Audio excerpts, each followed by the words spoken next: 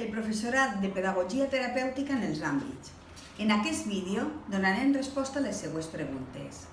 Què es demana actualment l'alumnat amb necessitats educatives especials?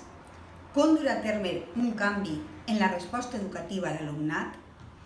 Quins avantatges tenen els especialistes de pedagogia terapèutica al treballar per àmbits?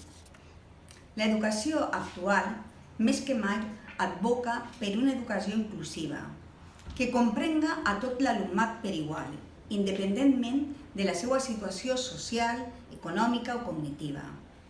Però avui en dia, què es demana a l'alumne amb necessitats educatives especials? L'alumnat amb necessitats educatives o que requereix algun tipus de reforç educatiu, en qualsevol àrea, expressa el seu desig, la majoria de vegades, de no assistir a una aula específica, que segrega la seva participació en l'educació. Volen sentir-se un més i no ser tractats de manera diferent a la resta de companys.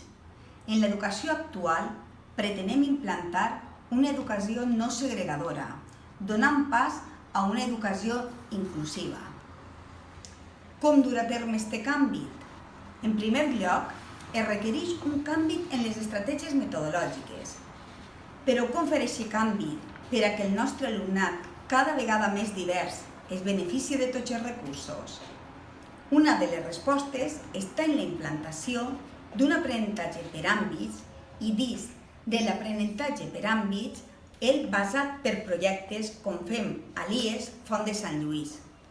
Aquesta manera de treballar facilita un aprenentatge multidisciplinar, flexibilització d'agrupaments, grups interactius, que ens ajuda a una inclusió de l'alumnat en el grup classe.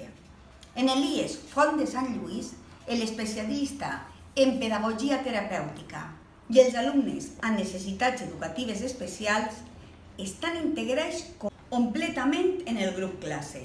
Els alumnes no tenen la sensació d'estar discriminats i que no poden fer les mateixes activitats que fan els seus companys i companyes. Quins avantatges tenim al treballar d'aquesta manera? En primer lloc, dins d'una classe hi ha de 2 a 3 docents, inclòs l'especialista de pedagogia terapèutica. Això es permet localitzar més fàcilment les dificultats d'aprenentatge, motivació i relacions.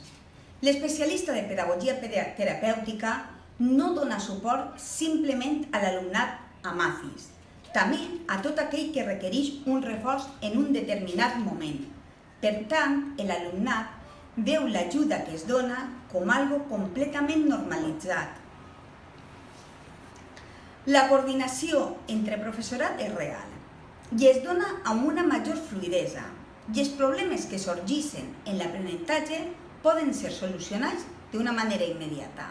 En definitiva, l'aprenentatge per àmbit i dins d'ell les diverses metodologies utilitzades afavoreixen una verdadera inclusió de l'alumnat. Ja és hora de trencar en el tradicional aïllament del professor dins de la seva aula, tant ordinària com de pedagogia terapèutica.